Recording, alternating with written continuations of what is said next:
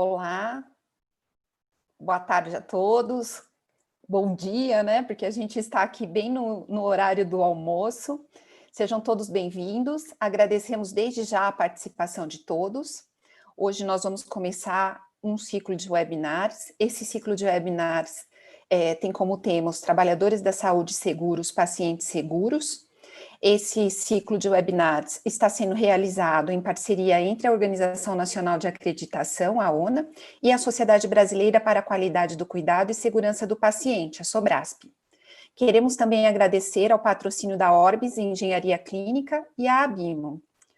Aos participantes, vocês podem ficar à vontade em enviar as dúvidas e comentários aqui mesmo pelo chat do YouTube. Essas dúvidas, elas vão ser direcionadas aos nossos convidados, a gente tem uma equipe de apoio que vai nos enviar todas essas informações. Nesse primeiro webinar, nós teremos como tema a gestão do trabalho. Meu nome é Audrey Rippel, eu tenho a honra e o prazer de moderar esse webinar duplamente, né? A honra e o prazer duplamente, por ser um webinar predominantemente feminino e por termos essas excelentes convidadas, as quais eu gostaria de apresentar a vocês.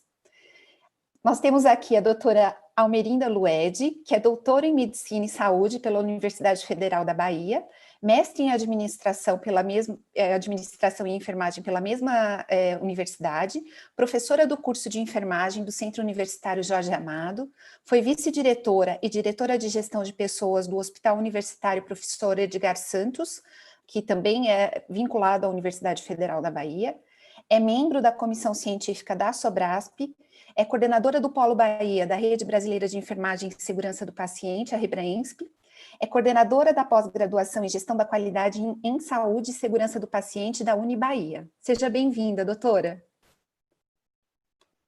Pode abrir seu microfone. Isso, bom dia, boa tarde, né, a todos. Boa tarde, Audrey, é um prazer enorme, uma alegria estar participando desse primeiro webinar, dessa série de atividades que teremos em parceria SOBRASP e ONA, e aqui como membro científico da SOBRASP, participando desse webinar. Boa tarde a todos. Boa tarde, muito bem. E também gostaria de apresentar a doutora Fernanda Colares de Borba Neto, que é diretora-geral atualmente do Hospital Regional da Unimed de Fortaleza. Ela é graduada com laude em Medicina pela Universidade Federal do Rio de Janeiro, possui residência médica em Pediatria pela Universidade Federal do Rio de Janeiro e mestrado em Saúde Pública pela Fundação Oswaldo Cruz, a Escola Nacional de Saúde Pública Sérgio Arouca. Tem título de especialista em pediatria, concedido pela Sociedade Brasileira de Pediatria, e título de especialista em medicina intensiva pediátrica, concedido pela Associação de Medicina Intensiva Brasileira. Possui ainda especialização em gestão da qualidade em ambientes hospitalares pela Escola de Saúde Pública do Ceará e qualidade em saúde e segurança do paciente pela Fundação Oswaldo Cruz.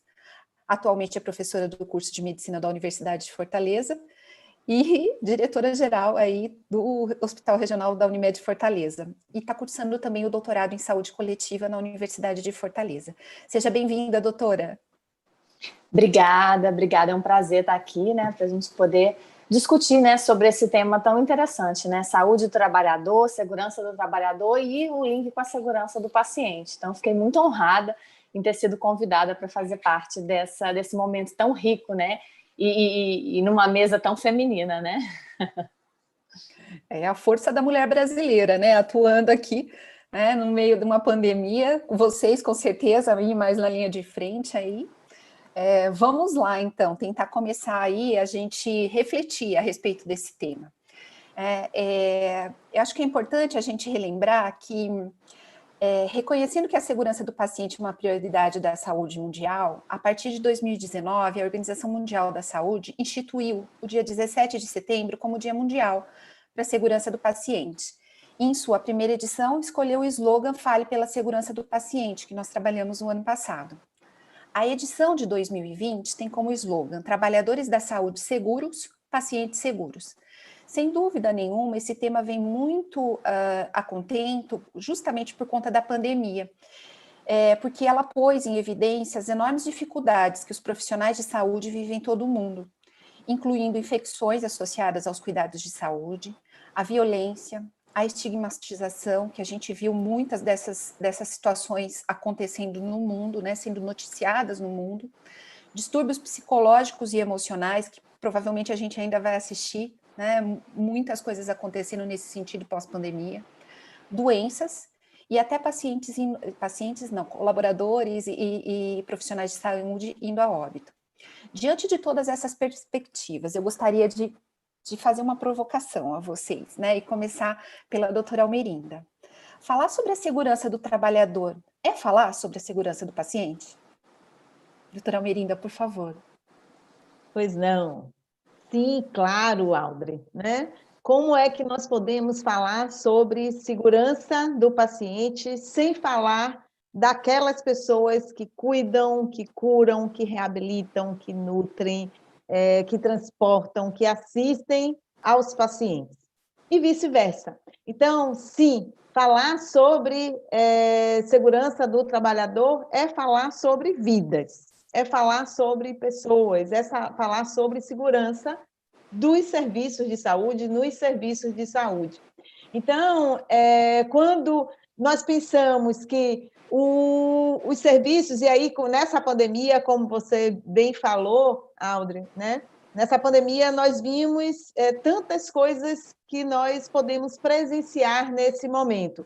Então, nós vimos que pessoas que escolheram um ambiente complexo, cheio de riscos, cheio de desafios, para muitos em nosso país que viveram e vivem verdadeiras aventuras para poderem prestar sua atividade laboral em alguns serviços de saúde espalhados aqui no nosso país. Então, essas pessoas, né, esses trabalhadores, eles sim precisam ter condições de trabalho, ter práticas seguras, ter estruturas para que eles possam prestar um cuidado seguro. Então, não tem como dissociar a fala da segurança do paciente da segurança do trabalhador. E aí, quando você disse, Aldre, que da Organização Mundial de Saúde, né, do tema, e eu acho que foi extremamente feliz o tema desse ano 2020, trabalhadores da saúde seguros, pacientes seguros, claro, né? E aí, nós vimos que, como essa pandemia revelou tantas coisas, então, nós vimos a questão da visibilidade, das condições de trabalho, da governança, da liderança, dos riscos aos quais os trabalhadores sempre tiveram expostos, mas agora isso veio à mídia, isso veio à tona, e, inclusive, a morte de muitos deles, né? Então, é triste, é real, é grave. Então, sim, falar sobre segurança do trabalhador é falar sobre segurança do paciente, é falar sobre a segurança nos serviços de saúde. É quase uma questão, assim, básica, né? Porque faz parte da estrutura, né? Doutora Fernanda, nós gostaríamos de ouvir o seu comentário a respeito disso também. É uma questão de constância de propósito e constância de discurso, né? Então, fica muito estranho a gente divulgar entre os nossos colaboradores que a gente precisa, né, zelar pela segurança do paciente e ele não se sentir zelado pela instituição, né? Por isso que, assim, aqui o nosso propósito é cuidar com excelência da saúde das pessoas, ponto. E aí a gente sempre reforça que pessoas, eu estou falando do paciente, mas eu também estou falando do colaborador e eu também estou falando do médico. Né, aquela coisa, a gente só consegue botar para fora aquilo do que o nosso coração está cheio, né? Então, é aquela questão que eu primeiro tenho que cuidar do meu cliente interno para que ele possa cuidar do meu cliente externo. Então, assim, não dá. Se você fizer diferente, aquilo que os colaboradores vão estar fazendo pelo paciente não vai ser verdadeiro, porque não vai ser uma coisa natural do meio onde ele está vivendo. Né? E se a gente quer uma segurança do paciente como cultura mesmo, enraizada na instituição, esse fato de cuidar dos outros, ele tem que estar também enraizado dentro da instituição. E o primeiro passo é cuidar do nosso colaborador, né? O colaborador insatisfeito, o colaborador inseguro, o colaborador com medo, ele não vai conseguir cuidar bem do paciente. Então, não tem como dissociar isso.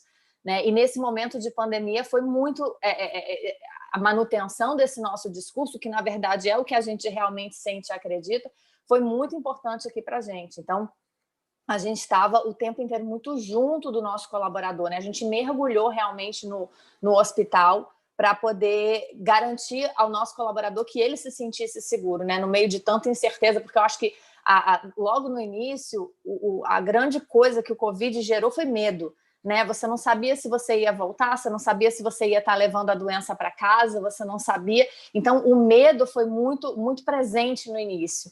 E a gente estava lá junto, dizendo assim, olha, estou aqui com você, né? Dando a mão e enquanto tiver paciente aqui, a gente está aqui porque estamos juntos. Né? Então, isso acho que foi fundamental para que a gente conseguisse realmente ter os resultados que a gente teve aqui no enfrentamento da pandemia. Audrey, deixa eu pois só não, doutora Merinda. Complementar isso aí que Fernanda está trazendo, que é fundamental, que é a questão da coerência, não é? Uhum. Então, quando ela fala da constância do propósito, como é que o trabalhador ele vai se sentir seguro prestando assistência e segurança ao paciente, se ele não tem isso, porque se na organização, no serviço de saúde dele, ele não recebe isso. Então, essa coerência, doutora Fernanda, é fundamental para que ele, de fato, preste uma assistência com segurança. Porque se não for, não vira cultura. E se não vira cultura, você não é natural. Então, você vai ter que raciocinar para fazer e aí gera falha. Né? Então, tem que ser uma coisa tão natural quanto respirar. Né? E até fazendo um comentário aqui para complementar o que vocês disseram, né? A gente aprende nos modelos de gestão da qualidade que a questão da estrutura organizacional ela é importante, né? Mas estrutura a gente não está falando só de número de profissionais, a gente fala da qualidade, né? Lá na tríade de Dona Bédia, né, a gente fala de qualidade, a gente fala de como essa cultura vai ser implementada. E, sem dúvida nenhuma, o que a gente faz é prestação de serviços, né, e serviços vêm de pessoas. Né? Talvez seja o nosso principal tesouro, né, dentro das organizações de saúde, sejam as pessoas, né, e isso fica bem claro agora. E essa chamada de atenção da OMS para isso foi fundamental, não é? Isso. Foi fundamental. Foi coerente. Foi coerente. Foi coerente. Exatamente. Se a gente olhar assim, os negócios, não só na saúde, né? Os negócios que têm maior sucesso. Então, eu recentemente estive lá na Disney fazendo aquele curso de excelência de atendimento, e no planejamento estratégico deles, o foco número 1 é o colaborador, porque eles vendem a magia, eles vendem o encantamento. Então, ele diz, quem trabalha aqui tem que ser encantado, porque senão, como é que ele vai encantar o cliente? O cliente percebe a falsidade. Então, assim, dos 10 indicadores deles do planejamento estratégico, sem brincadeira, acho que uns 5 ou 6 são todos voltados para o colaborador. Depois é que ele vai olhar, porque ele diz isso, quando eu cuido do meu colaborador, o resultado ele vem naturalmente. Exato, né? Eles vendem a magia, nós vendemos a saúde, por isso que fica tão importante essa questão, né, da saúde do trabalhador para que a gente venda a segurança do paciente, né? Entregue melhor, né, a segurança do paciente. Exatamente. E nessa questão, né, seguindo nesse raciocínio, na pandemia, a gente teve muitas baixas, né, de profissionais de saúde. Todos nós aqui, provavelmente a nossa audiência, vocês que estão nos assistindo também, tiveram muitos amigos que se contaminaram, nos deixaram, né? Na realidade, a pandemia se tornou nomes, rostos, no nosso presente, nas nossas memórias e, claro, também nos nossos sentimentos. Na lógica da segurança do paciente, da gestão do cuidado e da qualidade, a gente sempre tenta analisar as situações, né? Aprender com elas, gerar melhorias. Eu gostaria que vocês comentassem um pouco quais foram as aprendizagens que saíram dessa situação atual, o que vocês acham que vai ser impactante aí na gestão do trabalho, o que mudou e o que talvez aí não volte nunca mais a ser como era anteriormente, né? Doutora Fernanda, a senhora poderia comentar um pouquinho? Bom, nesse período de pandemia, assim, uma coisa que a gente viu, e aí eu imagino que diferentes empresas tenham, né, diferentes questões, mas aqui, como a gente é uma empresa de saúde, né, acho que a nossa presença foi fundamental, né, para o colaborador se sentir seguro. Então, presença e diálogo. Então, logo no início, o que a gente via do mundo? Né? Os EPIs vão acabar. Né? Vários hospitais, vários países em situação crítica, que não tinha máscara, que não tinha avental, e que aí fazia com que os colaboradores se expusessem ainda mais e adoecessem ainda mais. Então, aqui, logo que começou, a primeira coisa que a gente fez foi uso racional dos equipamentos de proteção individual. E, obviamente, nesse clima de medo, as pessoas querem, assim, se cobrir e não ficar um pedacinho de pele exposto, né? Então, você tem que lidar com esse medo, mas, ao mesmo tempo, pensar no futuro e garantir o uso racional do EPI para que a gente pudesse, né, garantir a manutenção dos EPIs do nosso colaborador até o final da pandemia, porque você vê, em março, o medo era muito grande, mas o número de casos era muito pequeno. E se a gente deixasse, as pessoas iam acabar com os EPIs em março, e quando chegasse maio, que era para onde estava projetado o pico, a gente não ia mais ter. Né? Então, assim, o que a gente fez? Protocolos rígidos de utilização dos EPIs, mas a gente foi à ponta explicar o porquê. Então, a gente fez questão de passar em todos os setores e as pessoas vinham bombardeando a gente. Mas o que vai acontecer? Eu não vou usar, não sei o quê. E a gente, não, olha, aí explicando o princípio científico da coisa, a gente dava exemplo, porque também é aquilo, né? Eu não posso dizer que não cabe usar N95 em todos os locais do hospital e eu estar passeando pelo hospital de N95. Então, a gente da gestão, a gente ficou muito firme nisso de dar esse exemplo. Então, a gente fazia o que era certo e a gente estava lá presente. Então, todos os dias fazia ronda no hospital, então subia até o último andar e vinha descendo, andar por andar, entrando, falando com as pessoas, inclusive sábado, domingo. Uma coisa que a gente falou desde o início é, enquanto tiver uma ala Covid aqui, a gente vai estar vindo para dar apoio para o nosso colaborador. E muitas vezes o que a gente fazia era sentar lá no posto e começar a conversar com eles, era ouvir, né? Eles dizerem, olha, isso aqui não está legal, e a gente prontamente ia tentar resolver. Então foram 110 dias seguidos indo para o hospital. Né? Não teve sábado, não teve domingo, não teve feriado, mas foi muito importante para mostrar que a gente, enquanto gestão, não estava fugindo, não estava jogando eles lá para os leões e fugindo. E o diálogo. Então, logo a gente começou, o Elias, a fazer os vídeos, né? Os vídeos, eu não sei, aí aqui em Fortaleza, o nosso presidente da Unimed todo dia gravava um vídeo falando de como é que estavam os números, porque as pessoas estavam com muito medo, sem saber o que estava acontecendo. Então, a gente ia nos locais e a gente gravava esses vídeos explicando o que estava acontecendo. E isso servia tanto para o nosso colaborador. No início, os vídeos foram feitos voltados para o nosso colaborador e para o nosso médico. Mas a falta de informação, a carência era tão grande que depois a cidade inteira ficava o dia esperando a hora que ele ia lançar o vídeo. Né? Foi a comunicação oficial da cidade, foram os vídeos dele. Então, eu acho que isso fez muita diferença. Comunicação, e diálogo e presença.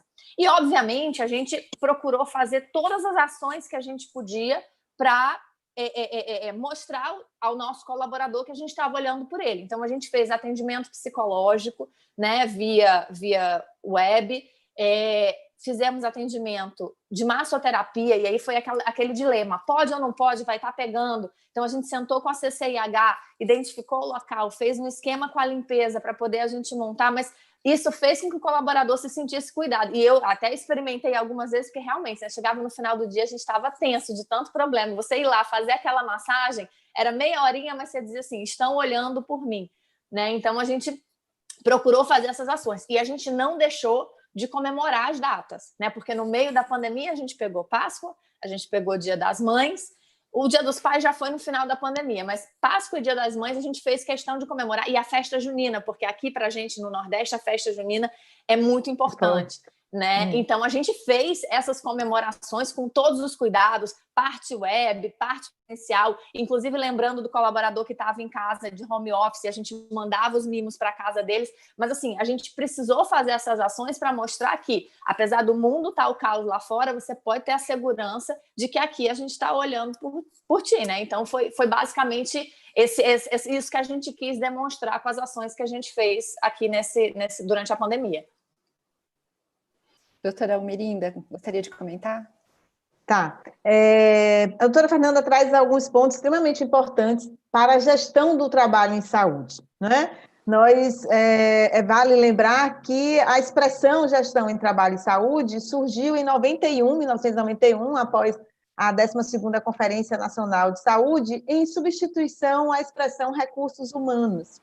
Então, entendendo, óbvio, né? Mas não é tão óbvio porque ainda reproduzimos essa nomenclatura, essa expressão, mas entendendo que pessoas são pessoas e elas precisam, sim, ser valorizadas, ser reconhecidas, mesmo quando estão em home office, elas precisam e necessitam receber os mimos, que elas participar de um grupo de atividades motivacionais, como uma festa junina, isso faz parte da gestão do trabalho em saúde. Por quê? Porque isso faz parte da vida das pessoas. Então, o trabalho é um meio para as pessoas viverem, sobreviverem, desenvolverem, crescerem, produzirem, ajudarem no desenvolvimento da nossa sociedade. Então, é importante a gente refletir sobre isso. E aí, muitos aprendizados, eu acho que ficaram, Audrey, nesse momento, que, dentre eles, aí me vem aqui um livro, não sei se vocês já leram, de Brené Brown, que é A Coragem de Ser Imperfeito, e que ela fala sobre vulnerabilidade. E aí ela diz que vulnerabilidade não é ganhar ou perder, mas é ter a coragem de se expor, mesmo sem poder controlar o resultado.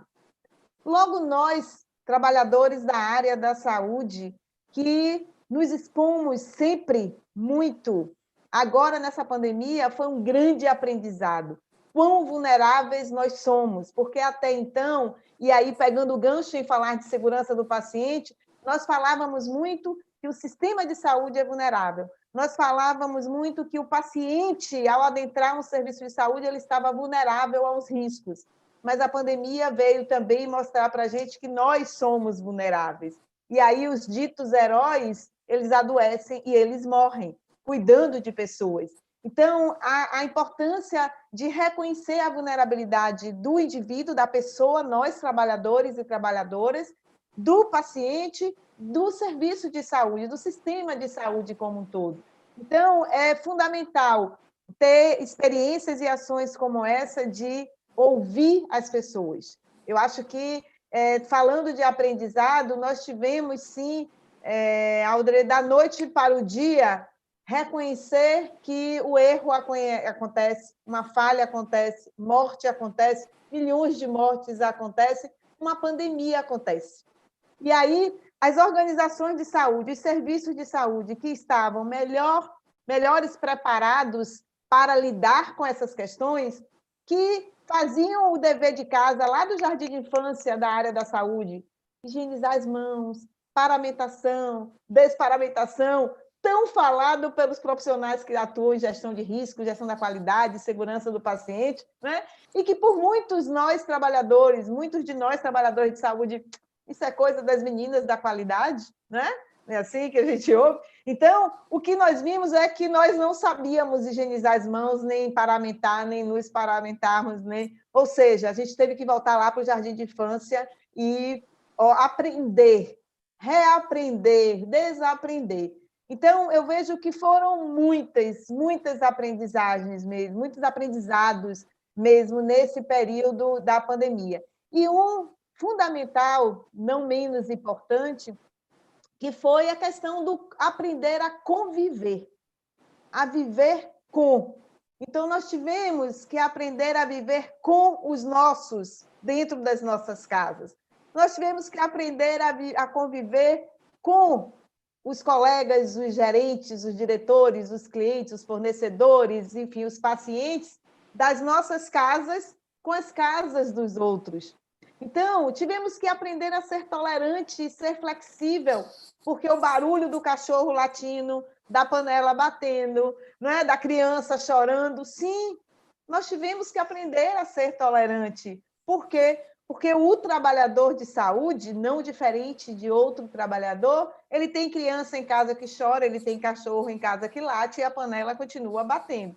Mesmo fechando as portas e dizendo, mamãe vai trabalhar, mamãe vai ter uma reunião, não é? Mas, mesmo assim, as coisas acontecem. E aí, o que é que nós fazemos quando nós estamos em um webinar como esse, em eventos, com não sei quantas pessoas no vídeo, e nós olhamos, vamos ter paciência, a conexão caiu. É isso mesmo, coisas da pandemia. Na verdade, são novos aprendizados. Então, eu acho que a pandemia ela vem com um aprendizado de autoconhecimento, de paciência, de ser flexível. Como é importante sermos flexíveis. Antes de começarmos o webinar, a Audrey estava dizendo, olha, gente, se cair a conexão, a gente vai levando. É isso, porque nós vimos preparados, porque tem coisas que nós não temos controle. Então, como a gente aprendeu?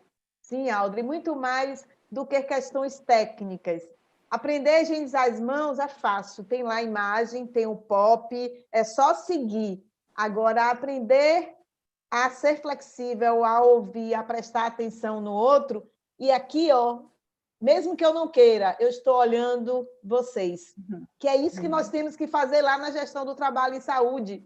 Olhar para os trabalhadores, ouvir os trabalhadores, dar voz para eles, né? E tantas outras coisas que a gente ainda vai falando aqui. Vou aproveitar até porque a gente recebeu agora uma pergunta que tem a ver aqui com a nossa discussão para envolver o público que está conosco aqui nos assistindo. Enviem suas perguntas, a gente gostaria muito de saber também quais são as questões que vocês têm e quais são as questões que vocês gostariam de compartilhar. Então, a gente recebeu uma pergunta assim, como concretizar a valorização dos profissionais nesse contexto da pandemia?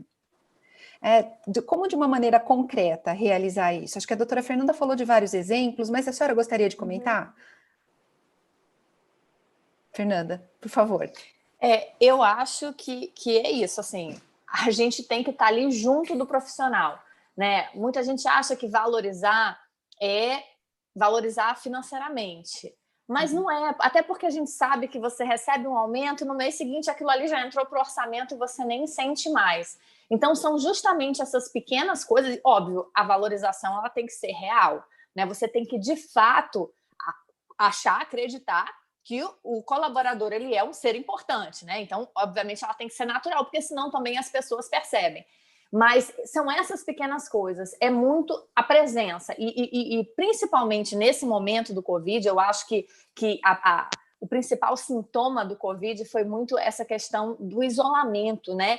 A gente teve que viver uma coisa que a gente não está acostumado, que é a gente ficar sozinho, que a gente não poder, nós brasileiros, então, não poder se tocar, se abraçar, se beijar. Então, a presença, mesmo que ela não seja física, ela é muito importante para que o colaborador se sinta valorizado. Então, isso que eu digo, eu botei, né, a minha meta era, enquanto tiver unidade de Covid, eu estou lá com eles. E era ir, a gente ficava 5, 10 minutos em cada local, às vezes você chegava, sentia a equipe mais tensa, a gente ficava um pouco mais, e o dia que a gente não passava, ou passava mais tarde, a equipe dizia, estou sentindo falta, porque nós éramos um grupo, estou sentindo falta de fulaninho, cadê fulana? Hoje a senhora veio sozinha, mas assim, eles sentem falta disso. E quando acabou, quer dizer, acabou, né? Quando reduziu e entrou no ritmo, porque hoje a gente diz, né? A pandemia não acabou, mas já está num nível que já ficou incorporado no normal. Eu deixei de ter o principal aspecto do meu cuidado, o Covid, e ele está sendo mais uma das grandes patologias que a gente cuida. Mas quando começou a reduzir o número, o que a gente fez? Falei, como é que eu vou agradecer? Porque os exemplos que a gente viu nessa pandemia, né? Pessoas que... eu tirei todo mundo aqui do hospital, eu tive que tirar obstetrícia, oncologia e pediatria para dar lugar para o Covid. E a gente pegou técnicos de enfermagem que têm 20 anos de casa e que há 20 anos trabalham com bebê na maternidade e que receberam paciente Covid. Né? A gente teve que fazer um grande chamamento, porque eu passei de 40 para 140 leitos de UTI, então a gente precisou fazer um chamamento de médico, e eu tive vários cirurgiões que vieram dar plantão. Né? E as pessoas estudando e as pessoas discutindo. Então, assim, como é que a gente diz para essas pessoas que a gente aprecia o que elas estão fazendo, que a gente entende que isso não é normal, que eles não estão fazendo mais do mesmo, eles estão realmente se doando, né? E a gente via muito essa coisa dos heróis da saúde e tal, e como é que a gente mostra para eles? Porque, assim, tinha dias que a gente ficava emocionado com as coisas que a gente via. E aí, no final, a gente fez, assim, uma placa, um quadro, dizendo, quando tudo e a primeira frase é muito emblemática, era assim: quando tudo começou, você estava aqui e não desistiu. Né? E aí depois seguia com algumas coisas, e a gente fez uma placa para cada um dos setores do hospital. E a gente foi lá pessoalmente entregar a placa, e as pessoas se emocionavam, e depois você via a repercussão na rede social das pessoas tirando foto dessa placa e dizendo assim: as pessoas estão me enxergando, né? As pessoas estão vendo que eu existo. Eu acho que essa é a principal forma de valorização do colaborador, é a gente mostrar que a gente enxerga o que ele faz, que a gente aprecia o que ele faz, e que realmente, assim, sem o colaborador, a gente não é nada. Né? Então, eu acho que são pequenas coisas. A gente não precisa pensar: eu não tenho dinheiro, eu tenho um orçamento reduzido, como é que eu vou fazer essa valorização? Não posso pagar muito para todo mundo. Mas esses pequenos gestos, e principalmente o gesto da presença, ele vale muito mais do que a remuneração. Obviamente, você não vai, né, só estar lá presente, sorrindo, tirando foto e deixando o colchão furado e as outras coisas. A gente tem que cuidar de tudo. Mas se a gente fizer tudo e não tiver a presença, também não conta. Então, as pessoas demonstraram, né? Os profissionais estavam demonstrando a sua vulnerabilidade, que a doutora Almerinda tinha comentado anteriormente, né? Ficou mais claro, assim, para todos nós, que nós não... também sofremos, né? Que nós, profissionais de saúde, também estamos envolvidos nisso, não só como profissionais, mas como pessoas também, né? Que muitas das vezes a gente tem essa barreira entre uma coisa e outra. Comenta um pouquinho sobre isso também, doutora Almerinda, sobre como colocar, concretizar essa valorização dos profissionais na prática. Tá.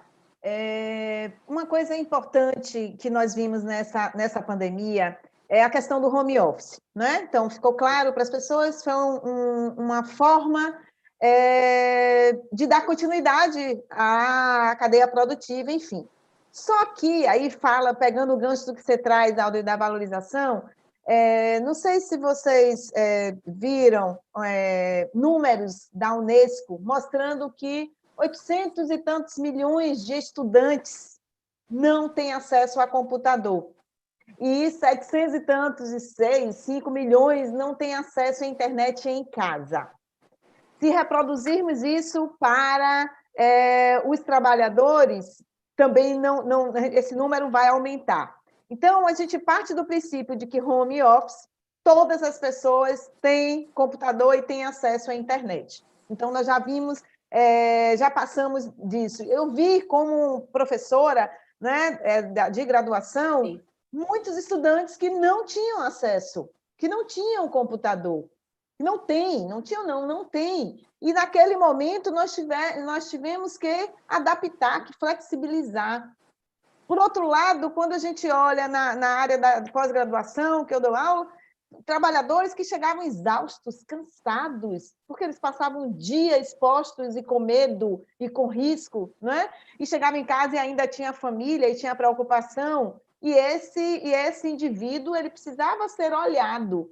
Então, quando nós olhamos para o âmbito dentro dos serviços de saúde, também. Então, a valorização do trabalhador, independe de estar na pandemia ou não, quando a gente fala da gestão do trabalho em saúde, a pandemia aparece, né, lógico, hoje, como um elemento importante para todos nós, do nosso cotidiano, mas nós podemos ver que tem a questão da educação permanente. Isso a gente consegue valorizar com conhecimentos técnicos e comportamentais. Então, essa é uma forma de valorizar o trabalhador, olhar esse trabalhador dentro do eixo da estrutura organizacional, onde é que ele está inserido, dar voz e ouvidos para esse trabalhador, parar e olhar para ele, e os gestores têm um papel fundamental nesse processo de olhar para esse trabalhador e enxergar, de fato, qual é a necessidade dele, quais são as condições de trabalho dele naquele momento, neste contexto,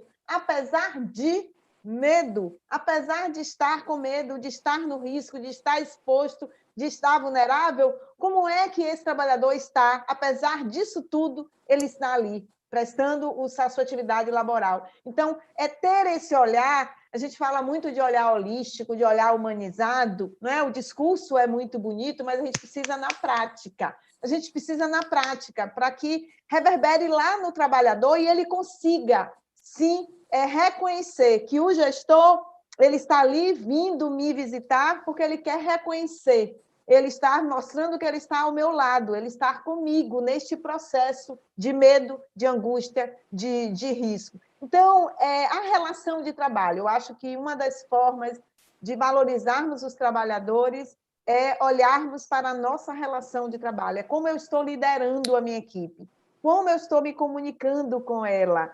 Então, são elementos, como os conflitos estão sendo gerenciados.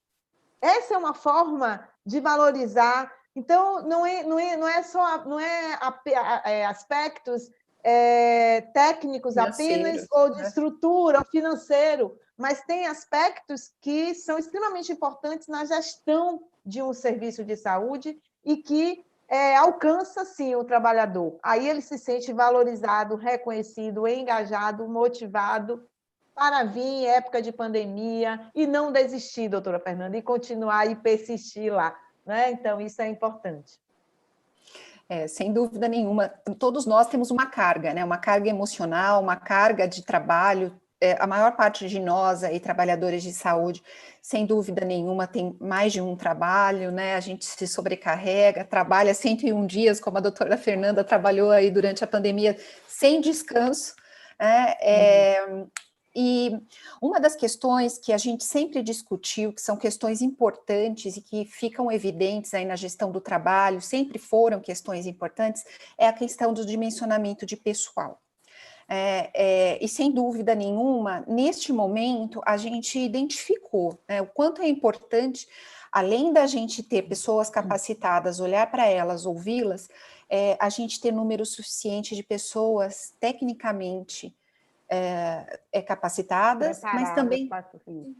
Exatamente. Então, eu gostaria que vocês comentassem um pouco isso. Isso vem também a pedido da Sobrasp, que está nos assistindo. Temos uma audiência super boa, até para passar para vocês, são mais de 60 pessoas nos escutando. Então, eu gostaria que vocês comentassem um pouco isso. Doutora Almerinda, se a senhora puder começar. Tá.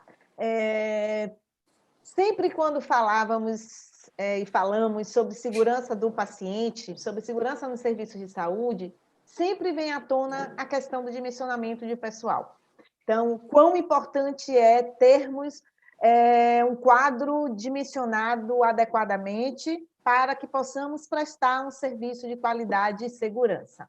Então, tem estudos que mostram essa relação de que serviços de saúde que têm um dimensionamento mais adequado, tem processos de qualidade e um maior nível de satisfação, de engajamento, de desfecho clínico, tá? Por motivos óbvios. Não é? Nós sabemos que nós precisamos imaginar uma UTI, uma unidade de terapia intensiva, em que nós temos um dimensionamento com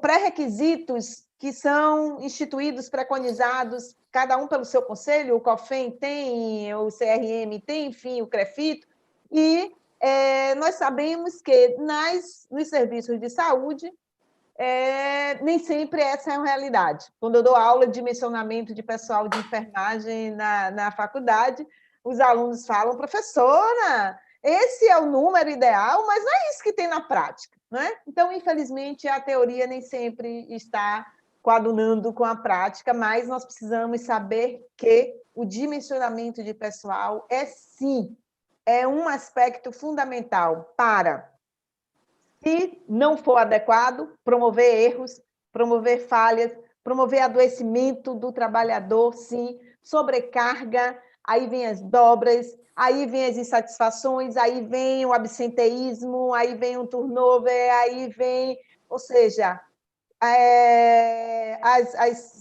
os burnouts, aí vem as doenças associadas à saúde mental, emocional, depressão, síndrome do pânico, ou seja, tem uma sequência de consequências que ocorrem, e aí, sim, erros, eventos adversos, mortes de pacientes. Então, o dimensionamento de pessoal sempre foi, para a segurança do paciente, um aspecto fundamental. Na pandemia, não é diferente. E esse dimensionamento ele teve que ser redimensionado, ele teve que ser olhado em uma outra perspectiva, porque quantas contratações aconteceram em nível emergencial?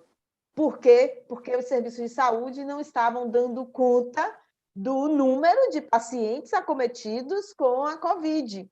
E aí precisamos, sim, contratar pessoas, qualificar essas pessoas, porque senão o ciclo dos eventos, dos erros, eles são contínuos. Ou seja, eu chego para trabalhar, sou contratada hoje para trabalhar amanhã, e amanhã eu já começo a exercer minha atividade em uma unidade. Então, nós sabemos que, lógico que nós estamos em uma situação de pandemia, então é emergencial, precisamos fazer isso, mas precisamos sim ter profissionais qualificados. E aí sim cabe ao gestor essa adequação de pessoas com mais treinamento serem colocadas para lidar com pacientes com o nível de gravidade e complexidade que requer esse treinamento.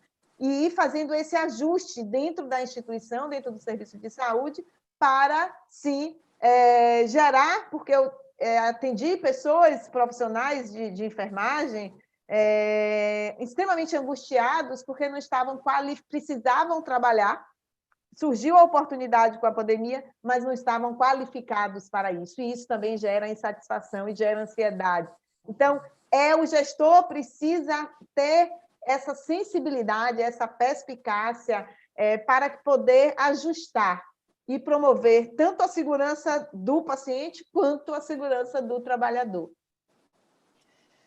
Exatamente, né? Doutora Fernanda, comente um pouquinho, vocês que estavam aí no olho do furacão, né? No meio aí da pandemia, contem um pouquinho aí como é que foi isso para vocês, né? Essa questão de dimensionamento no atual presente da pandemia provavelmente tem impactado, e como será no futuro, né? Como é que vocês imaginam isso para o futuro, né? Se isso vai ser colocado mais em perspectiva, como é que isso vai ficar? Não, e até só complementando antes, né? Em relação ao dimensionamento de pessoal, ele é super importante, mas a gente não pode esquecer que não é só jogar as pessoas lá dentro, né? Como a Merinda falou, a gente tem que ter o treinamento e, mais importante, a gente tem que ter o processo bem definido, porque um processo mal definido com muitas pessoas, ele faz gerar mais erro.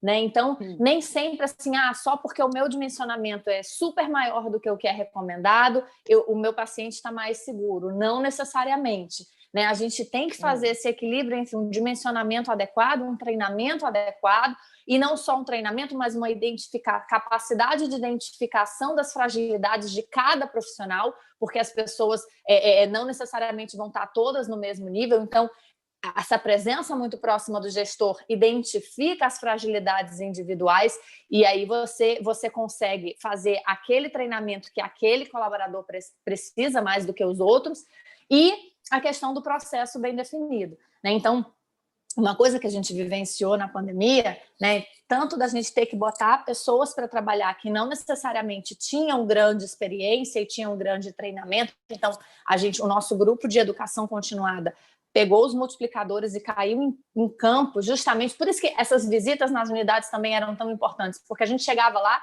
e aí um colega, uma enfermeira comentava e dizia, olha, a gente está sentindo fragilidade em bomba de infusão. Por quê? Porque a gente tinha as nossas bombas de infusão, que os nossos colaboradores todos eram treinados, mas na angústia da pandemia a gente precisou lançar mão de outros modelos de bomba que nem todo mundo estava treinado. Vamos cair em campo, vamos fazer o treinamento. E o desenho do processo e a identificação das individualidades. Então, o paciente COVID, por exemplo, ele é um paciente que ele é só uma pneumonia viral? Não, não é. Ele é um paciente que tem muitas características diferentes das outras doenças. Ele desatura muito rápido, ele descompensa muito rápido. E a gente, como teve que crescer muito rápido, a gente teve que lançar mão de estruturas que não foram originalmente pensadas para aquele fim. Então, por exemplo, a gente teve que criar unidades de terapia intensiva em locais que não foram pensados, não foram construídos para ser unidade de terapia intensiva. E aí a gente botou primeiro o dimensionamento padrão de uma UTI. Quando a gente chegou lá e a gente foi ver, o que a gente viu? Não, para driblar a estrutura, eu preciso ter um volante que me leve as informações daqui para ali, porque o técnico ele não está num salão, ele está num quarto, então ele vai ficar ali dentro. Então, o dimensionamento ele tem que ser dinâmico, né? A gente tem que entender as necessidades do setor, as necessidades do paciente, e a gente tem que estar muito focado no processo, para poder ver o que o processo precisa, para a gente também não estar só jogando as pessoas em relação a isso, né? Só jogando as pessoas lá sem treinamento, sem pensar no processo, e isso pode gerar mais situações de insegurança, mais situações de risco, né? Então, realmente, assim, essa questão do dimensionamento é muito séria. E é difícil também a gente equilibrar, olhando pelo lado da gestão, né? Implica em custo, né? Você tem que ser sustentável, então a gente tem que realmente ir focado e ter muito em mente qual é o nosso objetivo. O nosso objetivo é cuidado seguro, né? Então, o que eu preciso fazer para viabilizar isso? E muitas vezes, se você também enxugar o processo, eu consigo fazer algumas economias que me permitam aumentar os dimensionamentos e manter o dimensionamento dentro da regra. Exato, né? Porque assim, a gente tem uma legislação forte no nosso país em relação a isso. Obviamente, como a doutora Almerinda falou, cada um dos conselhos também preconiza isso, mas na prática a gente precisa colocar os pés no chão mesmo, né? Para fazer que seja viável, racional e que pense em todo esse sistema, né? Não pesando mais para um lado ou pesando mais para o outro, mas que seja bem equilibrado, sem dúvida nenhuma, né? Não dá também para não fechar as contas depois no final do mês, mas a gente precisa pensar em toda essa estrutura, sem dúvida nenhuma, né? E até por conta disso, e talvez até pelo nosso público aqui, que eu acredito que a nossa audiência seja formada aí por profissionais de saúde, grande parte deles gestores da qualidade, profissionais da linha de frente, eu gostaria de perguntar, se na opinião de vocês, como que nós podemos nos mobilizar daqui para frente, né, nas organizações de saúde? Porque durante o período da pandemia, a gente usou muito aí do nosso instinto, muito das questões aí de trabalhar muito perto das pessoas, para ouvi-las, para entender como esses comportamentos estavam funcionando dentro da gestão do trabalho. Mas no cotidiano, normal, a gente trabalhava ainda com aquele modelo que a doutora Merinda fez muito bem, essa distinção de recursos humanos, né? Que é muito diferente do modelo do que a gente está conversando aqui sobre gestão do trabalho. Então, eu gostaria de saber se a gente vai aperfeiçoar a gestão do trabalho, como que a gente vai tentar torná-la uma diretriz, uma estratégia, ou uma política realmente institucional. Na percepção de vocês, como é que isso daqui para frente, se é que a gente vai fazer alguma alteração, a gente vai conseguir atingir? Doutora Almerinda, a senhora poderia comentar? Importante, mais uma vez, trazer, como docente, a gente gosta muito de conceito, né? Porque eu acho que quando a gente apreende o conceito, a gente consegue, eu digo isso muito para os alunos, quando a gente sabe o conceito, fica mais fácil a gente aplicar. Então, quando eu olho para a gestão do trabalho, reconhecendo que são ações coordenadas, né? E que a participação do indivíduo, do trabalhador, é fundamental para a efetividade e eficiência, no caso do SUS, do Sistema Único de Saúde, no caso do privado, enfim, para as relações de trabalho, então fica mais fácil eu compreender quais são essas ações, entendendo, e aí pegando na sua pergunta. Então, podemos sim, Aldre, nos mobilizarmos nas organizações, nos serviços de saúde para aperfeiçoarmos a gestão do trabalho,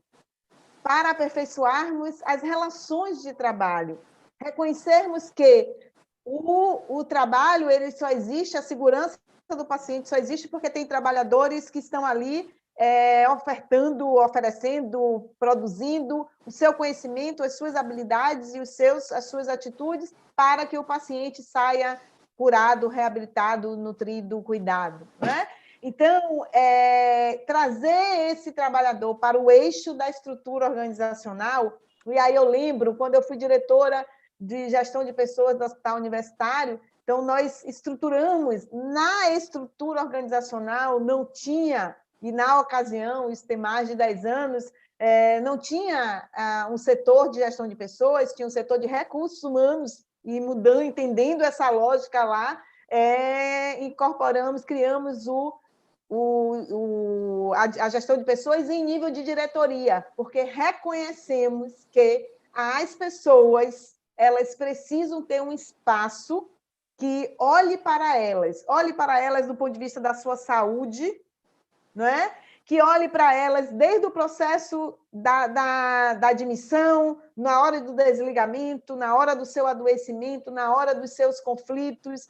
Então, termos pessoas que olhem para as pessoas, termos trabalhadores qualificados em gestão de pessoas, com especialização, que conhecem, que entendem de emoções, que entendem porque o que nós fazemos é isso, nós estamos aqui. Eu estou extremamente feliz de estar participando disso aqui, isso é emoção, isso é vida, isso é a minha saúde, isso é o meu trabalho. E isso não é diferente de quem está agora, nesse momento, nas UTIs dos hospitais, lá, trocando paciente cansado, que vieram de plantão e que estão ali. Então, trazer essa pessoa, esse trabalhador, para o eixo da discussão na estrutura. Então, precisamos, sim, olhar para o cargo, no plano de cargos e salários dessa pessoa, isso é gestão do trabalho, qualificarmos essa pessoa não só naquilo que nós achamos que ele precisa, mas ouvindo dele o que é que ele precisa,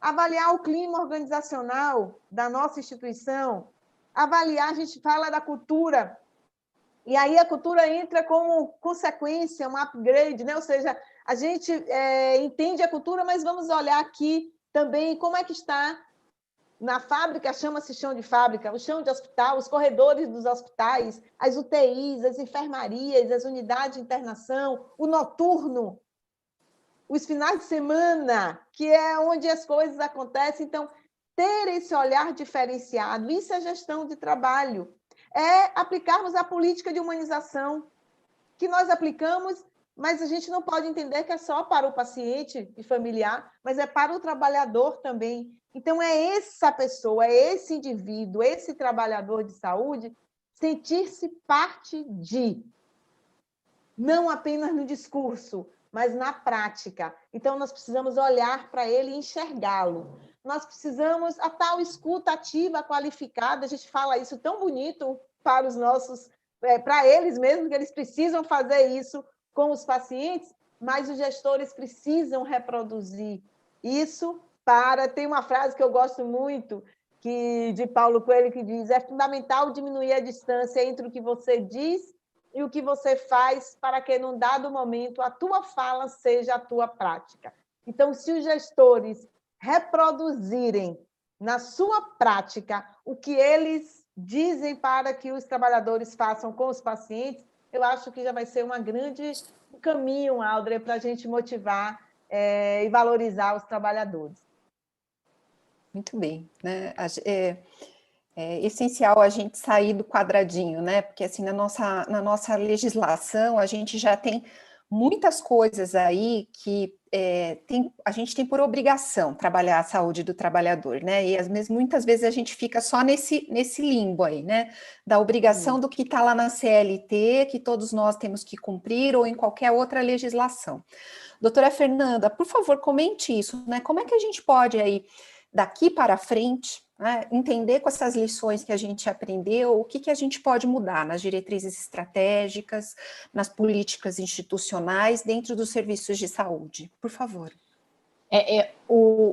Outras empresas de outros ramos já entenderam isso, né? Que para você ter o sucesso do cliente, a experiência do cliente, o colaborador ele tem que estar satisfeito. Então, quando você vê Google, né? Quando você vê essas empresas mais de ponta e que estão aí, né? Sempre no topo, a política delas de gestão de pessoas é muito diferenciada. E a saúde, eu acho que está um pouco atrasada em relação a isso. Claro que várias empresas já trabalham com isso, né? A gente tem vários movimentos em relação a isso, inclusive o movimento do cuidado centrado na pessoa, da experiência do paciente, envolve também o colaborador. Mas, assim, se a gente não tornar isso uma diretriz da empresa, uma política institucional, se ele não estiver lá no nosso planejamento estratégico, a gente não vai conseguir ir adiante, né? Então, assim, é muito difícil. Eu vim do serviço público e era muito difícil, né? Você mostrar que o que você está fazendo pelo colaborador não é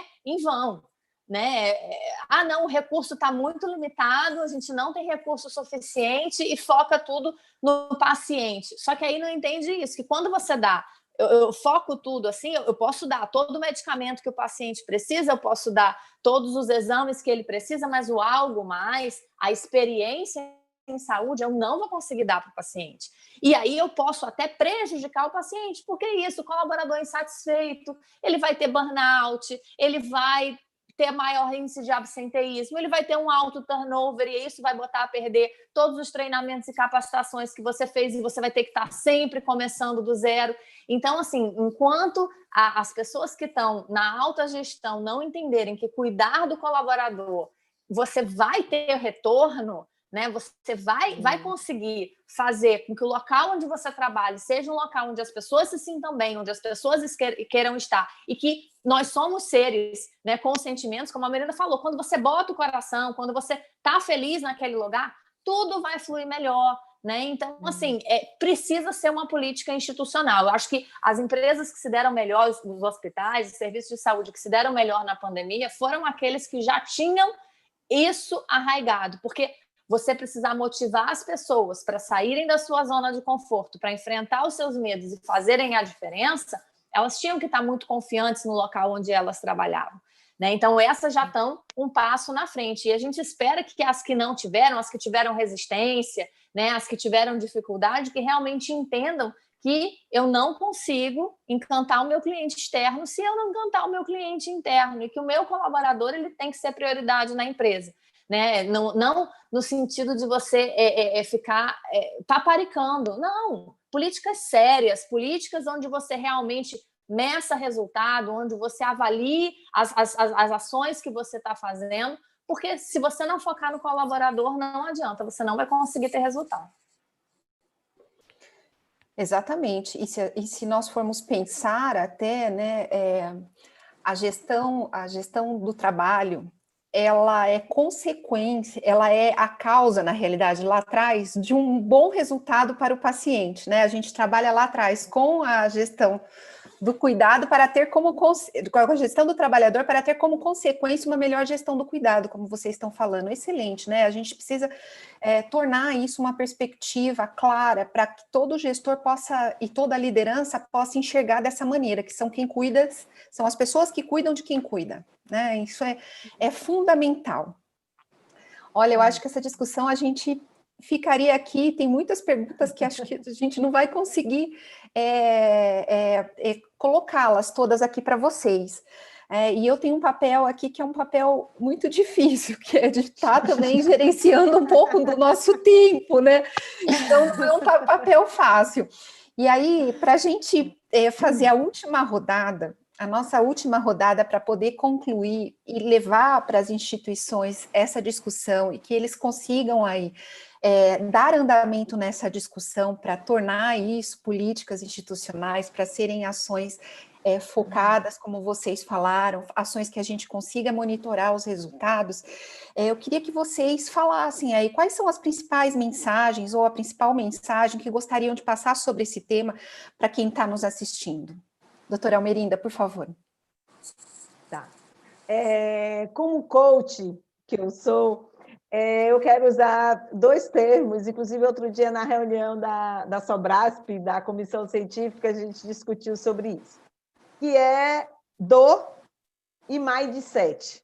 Hoje fala-se muito em mindset, em mudança de mentalidade, né? É chique falar sobre isso.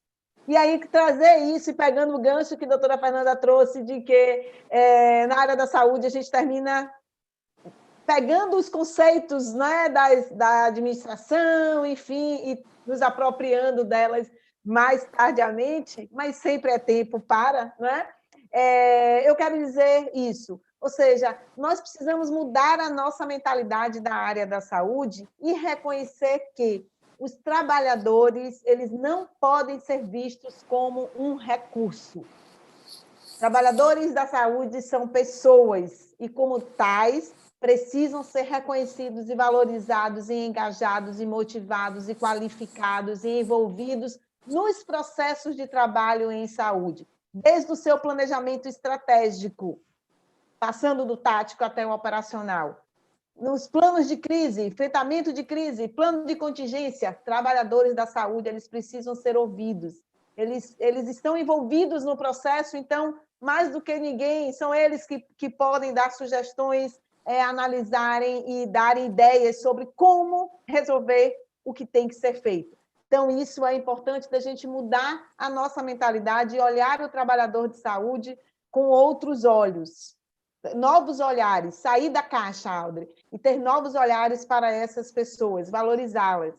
A outra coisa é a questão, quando a gente olha dessa relação de trabalho, entender que são pessoas que cuidam de pessoas, gente que cuida de gente, não é? Então, nós precisamos, sim, dar vozes, dar voz, olhar, ouvido para essas pessoas, sentir, acolher essas pessoas, entender que elas também têm medo, que elas também têm angústias, que elas também ficam doentes, que elas também morrem, que elas também têm casas, pessoas que estão morrendo e que estão ficando doentes. Então, nós não podemos esperar que essas pessoas cheguem no trabalho, fechem a porta e deixem os problemas. Não cabe isso, é uma nova mentalidade, são novas relações de trabalho, e nós precisamos aprender o que nós estamos ouvindo aí. Tem lives e vídeos à vontade sobre isso, como nos relacionarmos melhor. Tecnicamente, gente, se a gente for olhar, pouca coisa mudou. Da época que eu fiz faculdade, olha que vai fazer não sei quantos anos, já me aposentei como enfermeira, mas passar sonda nasointeral não mudou, continua a mesma coisa, a técnica é a mesma. Agora, eu preciso olhar para esse indivíduo que passa essa sonda, se ele tem um material, se ele está num clima bacana de trabalho, se a gerente, a líder, a coordenadora dele está reconhecendo que ele tem fragilidade para passar aquela sonda, se ele sabe passar, se ele está cansado, se o familiar morreu e ele chegou ali. Ou seja, são esses olhares, é isso que faz a diferença na gestão do trabalho. Fazer gestão do trabalho em saúde é simples, apesar de complexo, da complexidade que é um serviço de saúde, mas é simples. Se olharmos para as pessoas, se ouvirmos as pessoas, se sentirmos as pessoas, usarmos os sentidos que a gente aprendeu lá no jardim de infância da área da saúde, use os órgãos do sentido. Vamos reproduzir isso também com os trabalhadores. Certamente teremos melhores resultados e pessoas mais valorizadas e mais felizes e com mentalidades mais abertas, inclusive para as coisas novas que estão por vir. Maravilha. Doutora Fernanda, por favor. Eu concordo, né, perfeitamente aí com que a Almerina falou.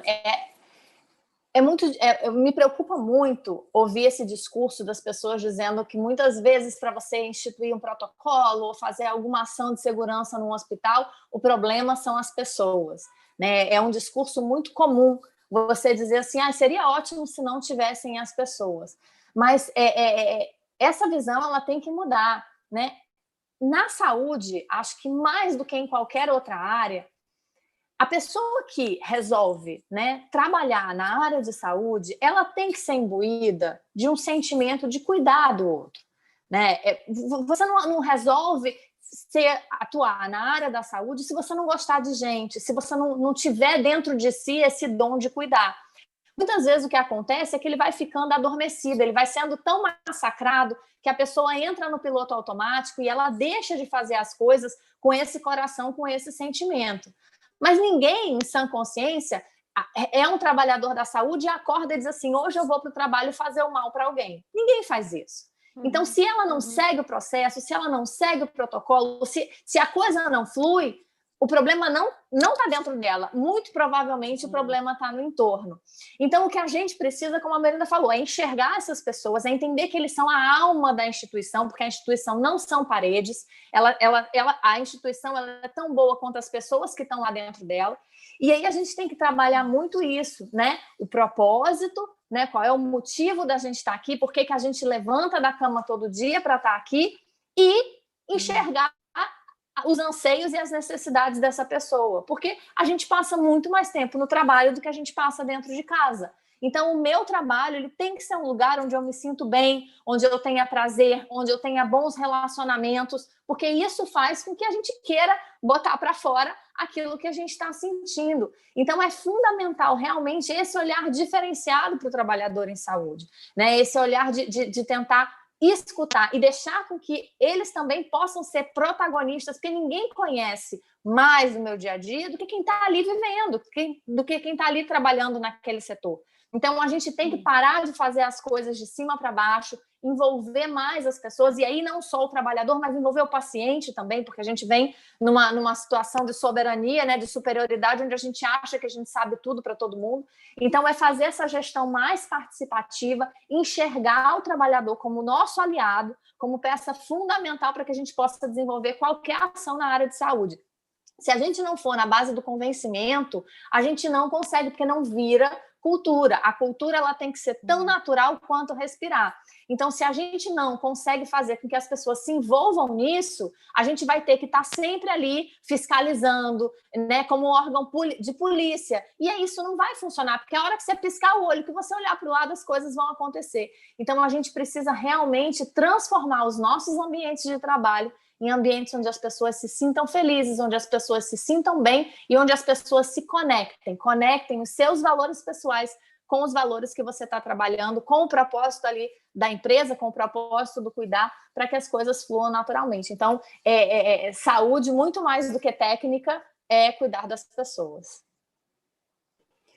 Olha, um prazer ouvir vocês duas falando aí, concluindo esse assunto, né? Eu estou aqui como espectadora, não só como moderadora, e gostaria de agradecer demais aí a presença de vocês, a contribuição que tenho certeza que tá sendo transmitida para todas as pessoas que estão ouvindo, de entender tanto esse olhar, como a Almerinda falou, da vulnerabilidade da pessoa, que o indivíduo é um indivíduo, que ele não é só um ativo da instituição, mas que ele é um indivíduo que precisa de cuidado, que a Fernanda está falando a respeito aí de como a gestão pode ser participativa, ouvir, que muitas das ideias vêm dali, que eles são os entendedores das atividades que estão sendo executadas e que é possível isso sim ser colocado em prática aí nos modelos de políticas, de estratégias institucionais e para acompanhamento, e que sem dúvida os bons resultados que vocês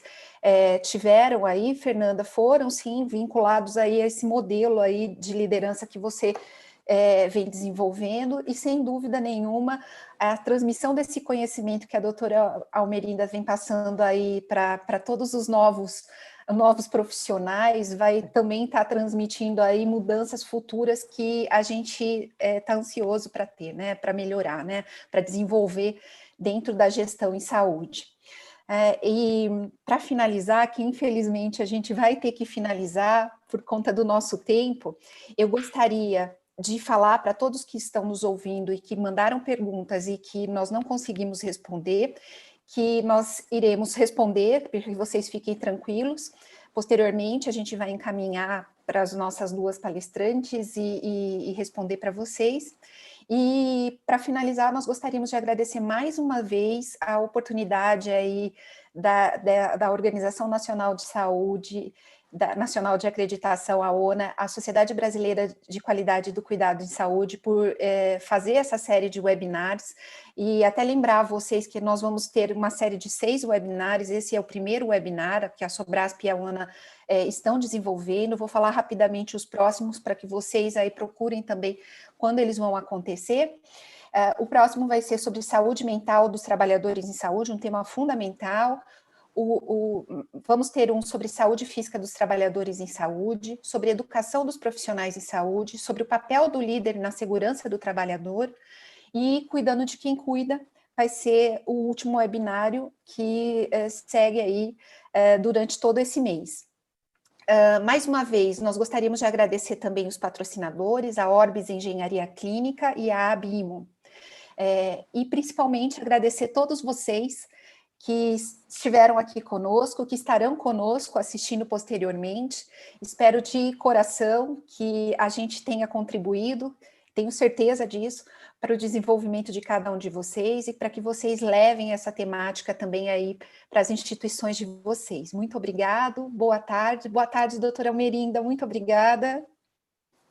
Boa tarde, Audrey, agradecer também a você pela excelente condução, né? Agradecer a parceira aí, Fernanda, agradecer a Sobrasp pela confiança, em nome do nosso presidente, doutor Vitor Grabois, por me convidar para estar aqui representando a Sobrasp, agradecer a ONA, né, e a todos que estiveram presentes. E aí, só para finalizar, tem uma frase que eu gosto muito, de Bruce Barton, que diz assim: nada de esplêndido jamais foi realizado, exceto por aqueles que ousaram acreditar que algo deles era superior às circunstâncias.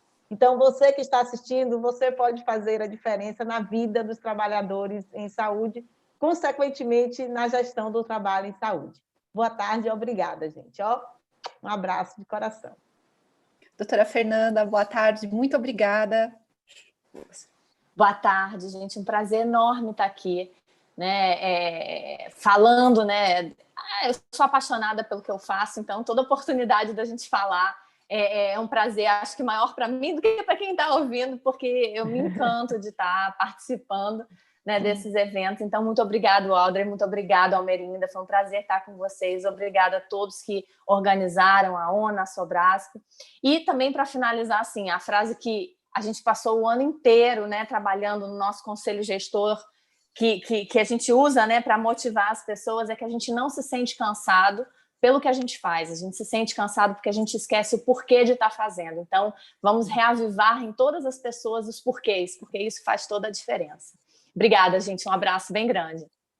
Maravilha, boa tarde a todos vocês e a gente espera vocês nos próximos webinars. Um beijo.